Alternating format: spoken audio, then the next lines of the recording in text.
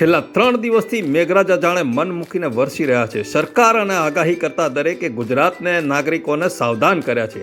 નદી કિનારાના તમામ ગામોને પણ એલર્ટ કર્યા છે. ત્યારે આણંદવાસીઓને પણ વરસાદનો ભરપૂર લાવો મળશે તેવી સૂચનાઓ આપેલી છે.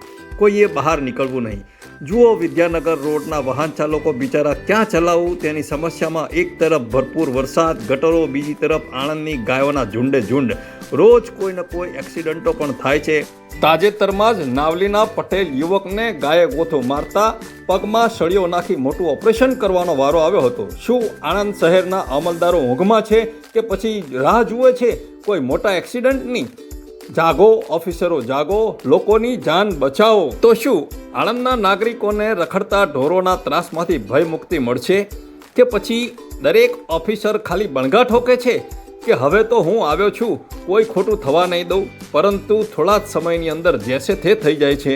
માટે સરકારશ્રીને અરજ કરીએ છીએ કે આણંદવાસીઓને રખડતા ઢોરોના ત્રાસથી અને એક્સિડન્ટોથી બચાવો.